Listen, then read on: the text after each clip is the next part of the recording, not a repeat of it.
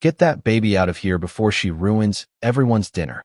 The words cut across the restaurant just as 10-month-old Lily Whitmore's cry rose above the soft piano music, the clink of silverware, and the low conversations of people accustomed to being heard. For one suspended second, every face in the room turned toward the same table.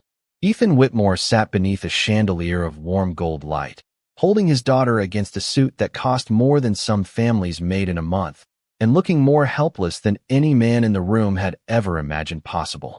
At 38, Ethan could silence a boardroom with a glance. He could move markets before breakfast. He could make 100 executives wait for one decision. But he could not comfort his own child.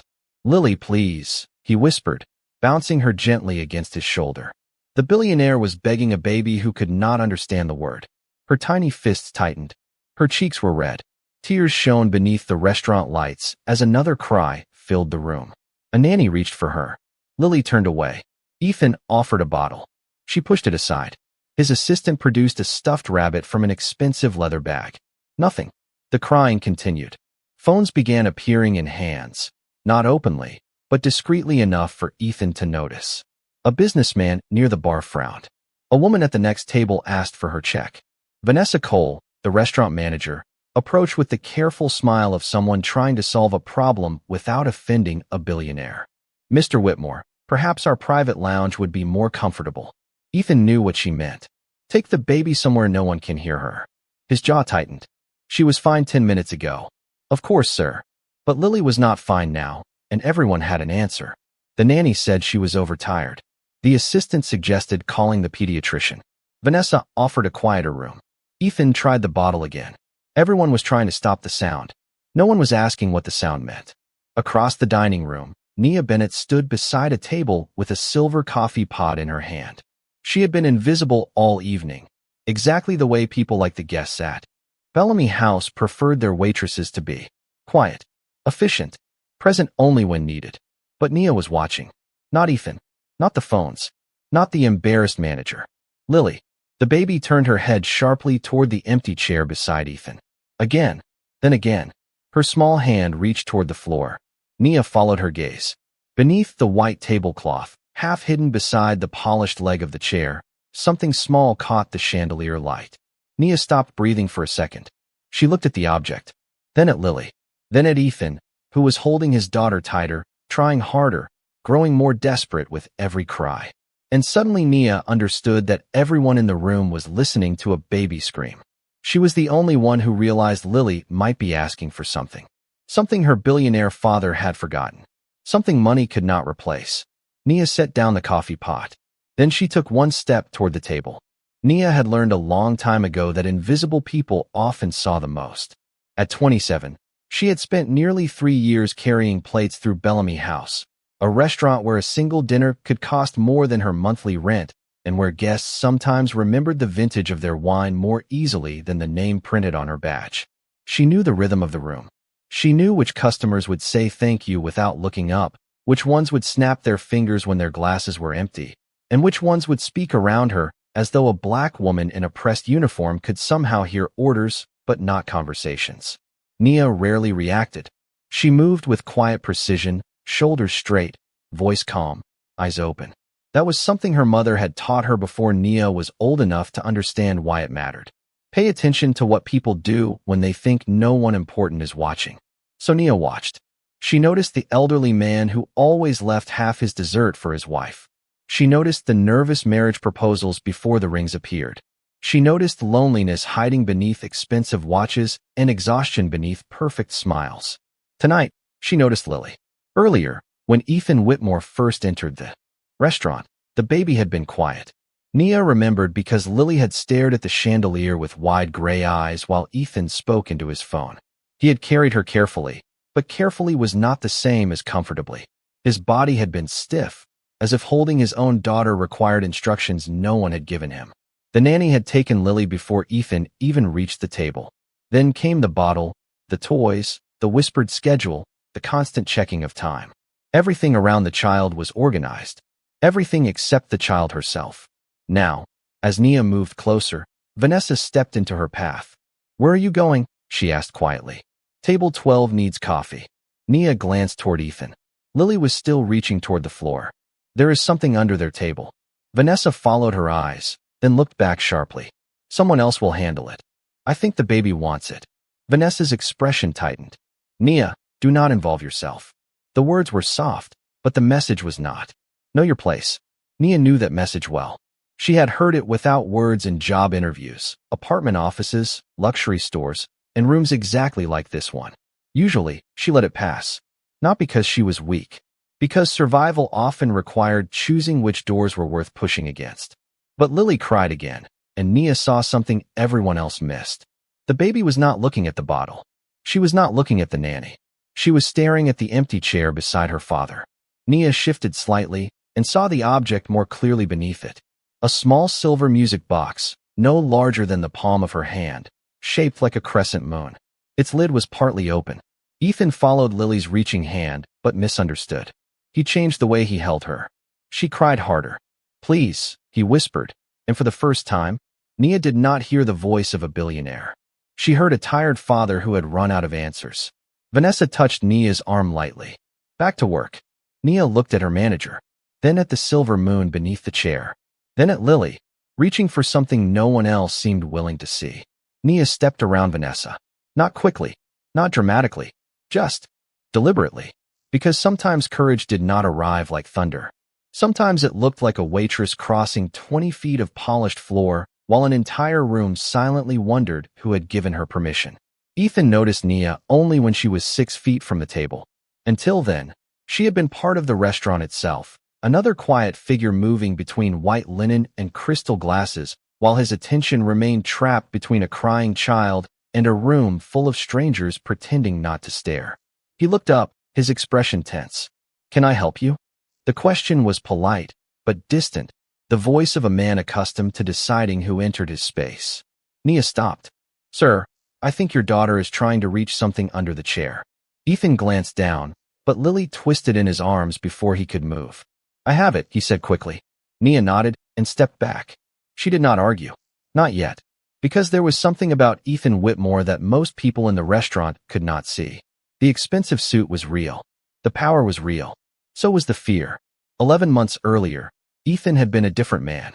His calendar had been crowded, his phone always ringing, his life measured in flights, contracts, and decisions worth hundreds of millions of dollars.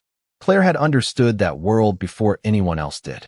She had met him before the magazine covers, before the private aircraft, before Whitmore Systems became one of the most valuable technology companies in the country. She was the one person who never seemed impressed by his power. When Ethan talked about changing the world, Claire would smile and remind him to take out the trash. When Lily was born, Claire became the center of a home Ethan had spent years building but rarely learned how to live inside. Then, after a sudden illness, she was gone. There had been no business strategy for that. No negotiation. No solution. Ethan responded the only way he knew how. He organized everything. He hired an experienced nanny. He consulted respected pediatric specialists.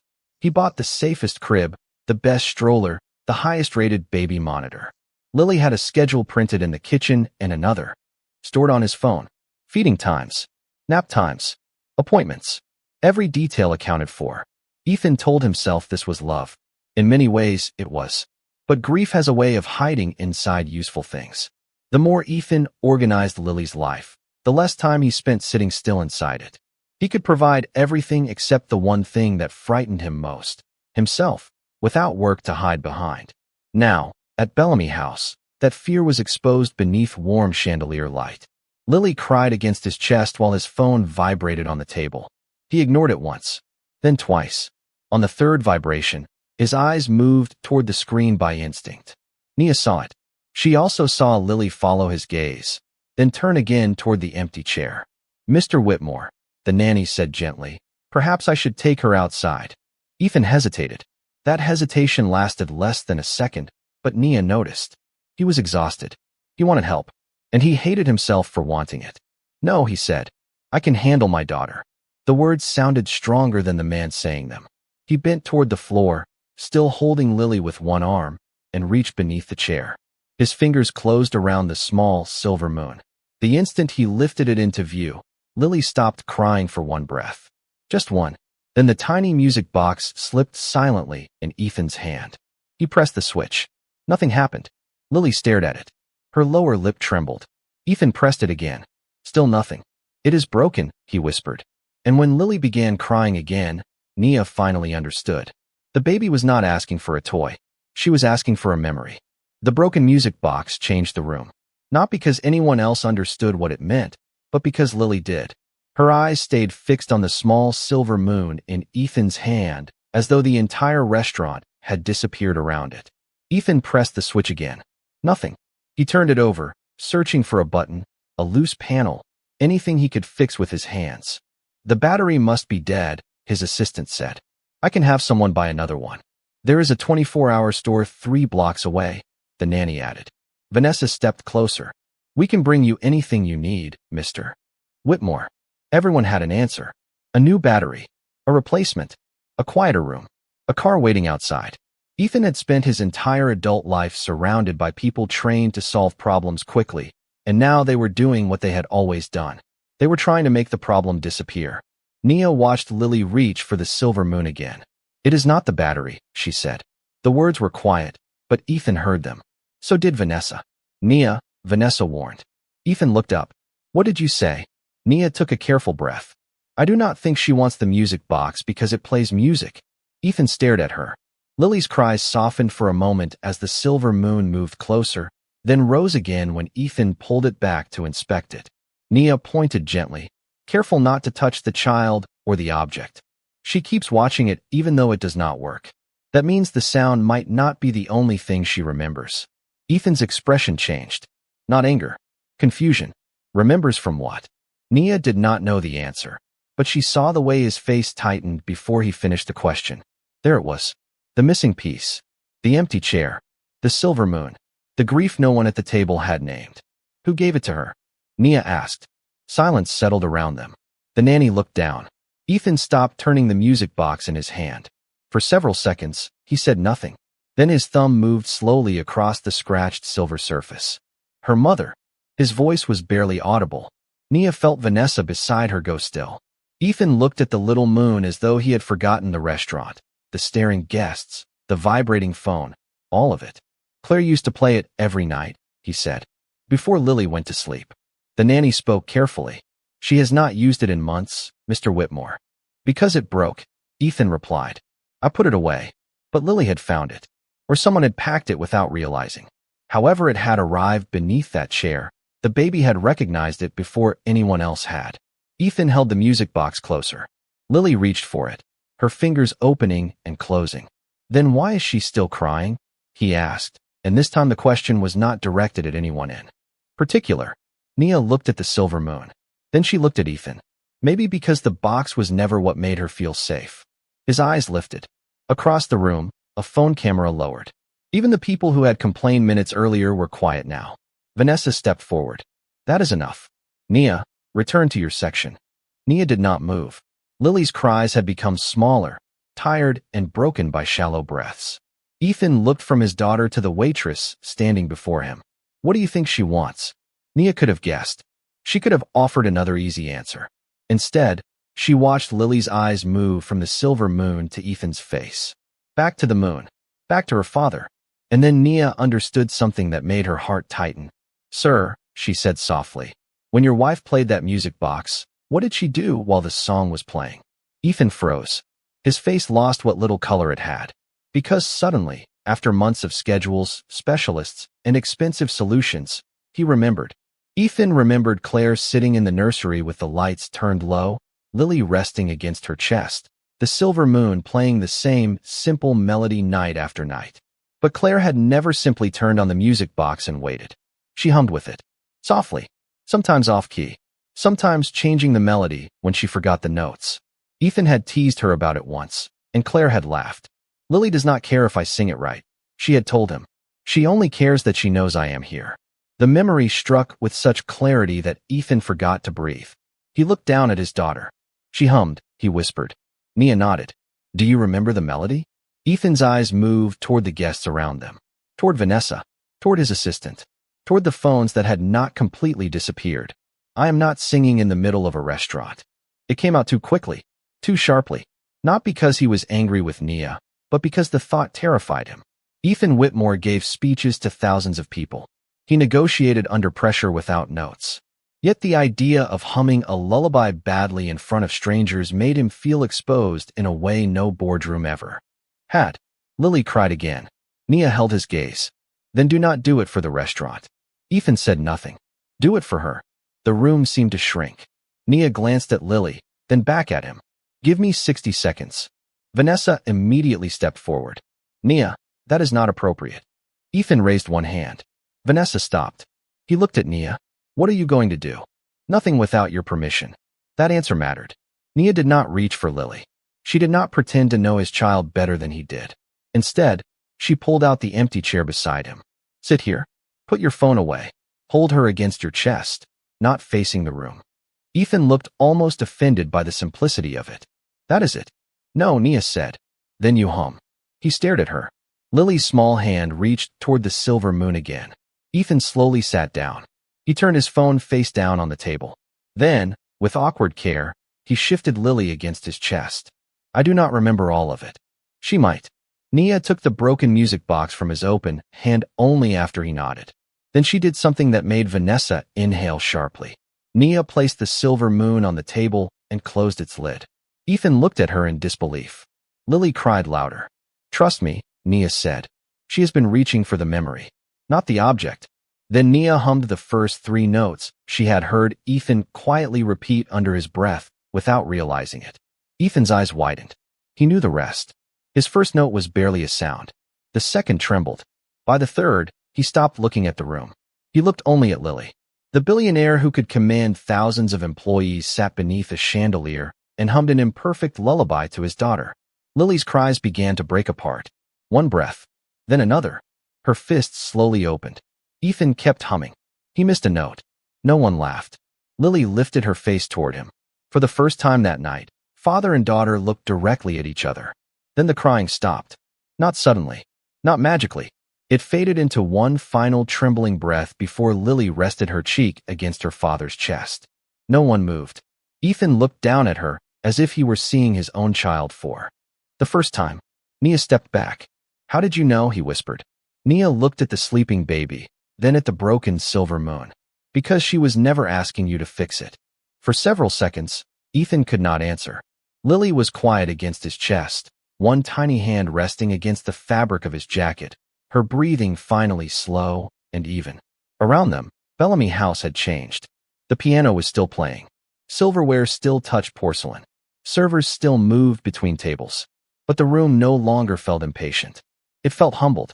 Ethan looked at Nia as if the question in his eyes was larger than the one he had spoken.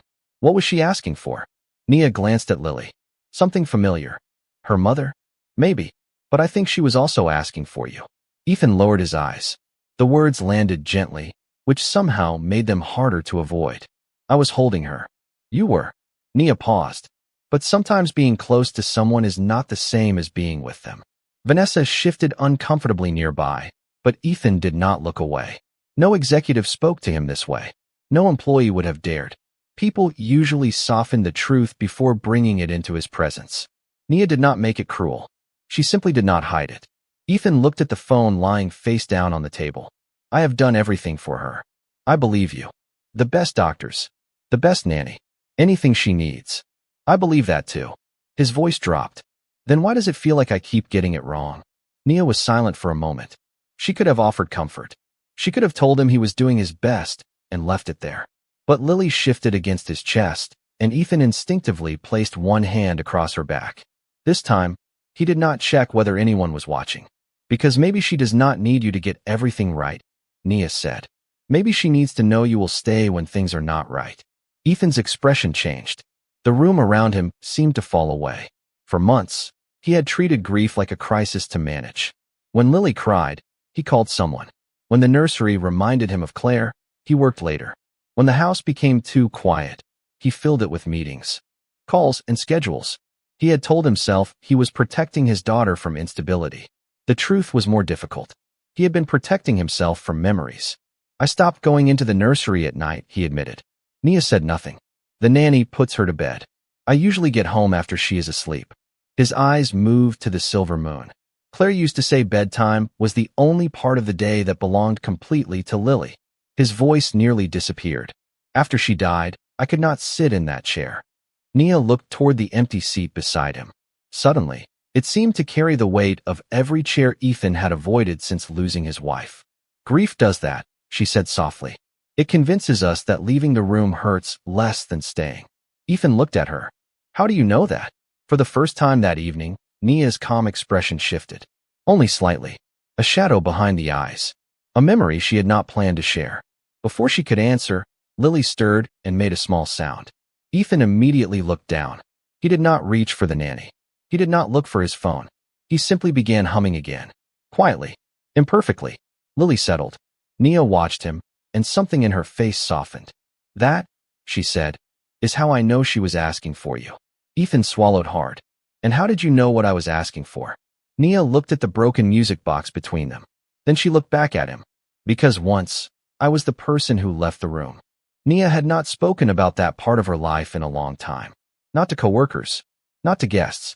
Certainly not beneath the chandeliers of Bellamy House, while a billionaire held his sleeping daughter 3 feet away. But some truths recognize each other before people do.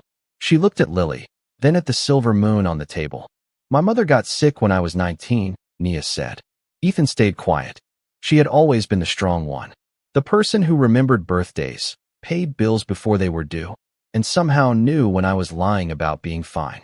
A faint smile touched Nia's face, then disappeared. When she needed me, I thought helping meant fixing everything.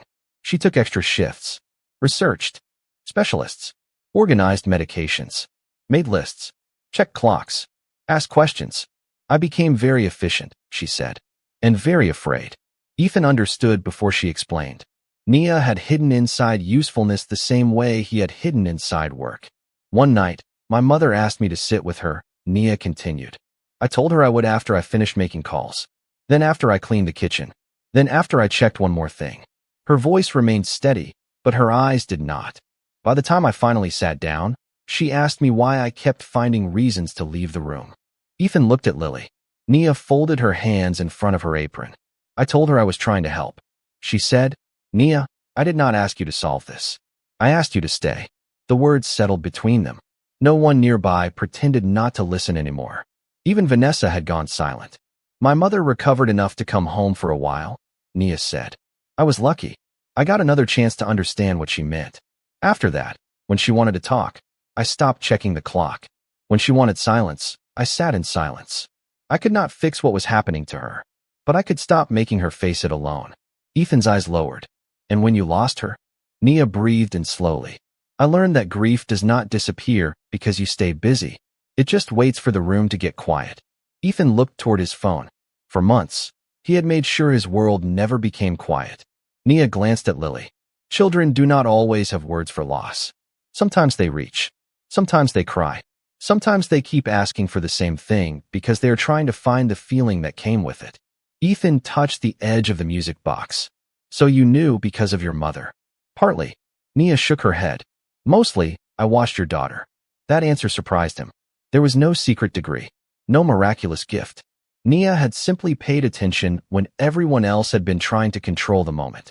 You saw her, Ethan said. Yes. Nia met his eyes. But so did you, once you stopped looking at everyone else. Lily stirred. Ethan lowered his head and hummed the melody again. This time, the first note did not tremble. Nia stepped back, giving father and daughter space. Ethan looked up before she could leave. I thought giving her everything was how I proved I loved her. Nia paused. Maybe love is not always what we give. She looked at Lily sleeping peacefully against him. Sometimes it is what we are willing to stop running from. For the first time since Claire died, Ethan did not defend himself against the truth. Ethan's phone vibrated again. This time, he did not look at it. His assistant did. Mr. Whitmore, the investors are waiting upstairs. The conference call begins in 12 minutes. Under ordinary circumstances, 12 minutes was enough time for Ethan to cross Manhattan, revise a strategy, or change the direction of a company. Tonight, he looked down at Lily sleeping against his chest and made a decision that surprised everyone except Nia. Cancel it. His assistant blinked. Sir, this is the Westbridge acquisition. I know. They flew in from Chicago. then apologize for the inconvenience. The assistant lowered his voice. The deal is worth nearly $2 billion. Ethan finally looked up. My daughter has been waiting longer. No one answered. Ethan rose carefully, keeping Lily close. He handed the broken silver moon to his assistant. Have it repaired. Do not replace it. Then he stopped. Actually, give it back. He slipped the music box into his jacket pocket. Some things, he was beginning to understand, should not be delegated. He left Bellamy House without returning to the private dining room upstairs. No speech. No dramatic announcement. Just a father carrying his daughter into the cool Manhattan night. The following evening, Ethan came home before sunset. The nanny looked surprised when he asked to put Lily to bed himself. He entered the nursery and stood at the doorway for nearly a minute. Claire's chair was still beside the crib. Her books were still on the shelf.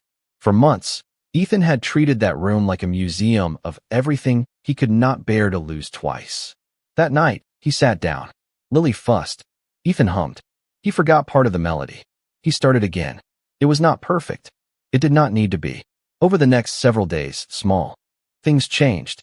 Ethan moved his first morning meeting back 30 minutes so he could feed Lily breakfast. He stopped answering calls during bedtime. He asked the nanny questions he should have asked months earlier. What made Lily laugh? Which book did she reach for most often? How did she act when she was tired instead of hungry? He had spent years studying markets with ruthless attention. Now he began studying his daughter with tenderness.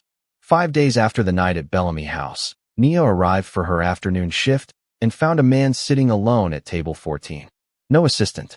No security detail standing beside him. No private dining room. Ethan Whitmore wore a simple navy coat, and the repaired silver moon rested on the table. Nia stopped. Mr. Whitmore. Ethan stood. Nia. Vanessa appeared almost immediately, suddenly eager to offer him the best table in the restaurant. Ethan politely declined. I came to speak with her. Vanessa's smile faded. Nia approached cautiously. Is Lily all right? Ethan smiled, and it was the first time Nia had seen his face without tension. She slept through the night yesterday. That is good. I did not. Nia almost smiled. That sounds about right. Ethan looked at the music box. I came to thank you. You already did. No. I thank you for calming my daughter. He paused. I did not understand what you actually did until later. Nia waited. Ethan's voice softened. You did not save Lily from her grief. You showed me that I had been trying to escape mine. He looked down for a moment, and while I was running from it, I was leaving her there alone. Nia shook her head gently. You came back. Ethan looked toward her. Because someone who had every reason to mind her own business chose not to. He did not offer her a check. He did not make a grand promise. Instead, he asked a question no powerful person in that restaurant had asked Nia all evening. What are you working toward? And for the first time, Ethan Whitmore was not looking at a waitress. He was listening to Nia Bennett. Nia looked at Ethan for a long moment before answering. I want to open a community space for families, she said. Nothing fancy. A place where parents can bring their children when life gets overwhelming. Coffee, books, quiet rooms, support groups. Somewhere people do not have to pretend they have everything under control. Ethan listened without interrupting. That alone felt unusual. Nia told him she had been saving for years, taking extra shifts, researching leases, writing plans in a notebook she kept in her apartment. She did not ask him for money. He did not offer to buy her dream. Instead, he asked questions. Real questions. What neighborhood? What would families need most? What had she already built? For once, Nia was not being discovered by a powerful man. She was being heard by another human being. Months passed. Ethan kept his promise to himself in ways no newspaper ever reported. He still ran Whitmore systems. He still entered rooms where billions of dollars moved with a signature. But now, every evening at 7:30, his calendar held one appointment that no executive was allowed to move. Lily. Some nights, she fell asleep quickly. Other nights, she cried. Ethan no longer treated those moments like failures. He sat in Claire's chair, held his daughter close, and stayed. The silver moon played again after it was repaired, but Ethan had learned something important. The melody was never the magic. Presence was. Nia's life changed too, but not because a billionaire arrived with a rescue plan. Ethan introduced her to a nonprofit advisor who helped her understand grants, licensing, and community partnerships. Nia did the rest. She revised her proposal, attended evening workshops, Save more money? Asked harder questions. Nearly a year later, she opened a small family resource cafe in Harlem with secondhand books, warm lights, affordable meals, and a quiet room where overwhelmed parents could sit without judgment. Above the entrance was a simple sign with 2 words, "Stay here." On opening morning, Ethan arrived carrying Lily, now walking unsteadily beside him while holding one finger of his hand. No cameras followed them. No reporters waited outside. Nia knelt as Lily reached toward her, smiling. Around her neck hung the silver moon. Ethan had not given it away. He had asked Nia to hold it. For the opening day, a reminder of the night, 3 people learned different meanings of the same lesson. Later, as the room filled with families, Ethan's phone began to ring. He looked at the screen. Once, that sound had controlled his life. He silenced it and placed it in his pocket. Lily tugged his hand toward a shelf of picture books. Ethan followed. Across the room, Nia watched him sit on the floor in a suit that probably cost more than every chair in the cafe combined. Lily climbed into his lap. He opened a book. She turned the pages too quickly. He let her. There was no schedule for that moment. No strategy. No one to impress. Just a father who had finally learned how to stay. Ethan Whitmore had spent most of his life believing power meant having an answer for everything. Nia Bennett had taught him something no boardroom ever could. Some pain cannot be negotiated away. Some memories should not be replaced. Some tears are not problems waiting to be solved. Sometimes love has no perfect answer. Sometimes grief has no shortcut. Sometimes the most powerful thing one human being can do for another is remain when leaving would be easier. He had the money to give his daughter everything. But on one unforgettable night, a woman the room had barely noticed showed him the one thing money could never provide in his place. He had the power to own the room. She had the courage to change it.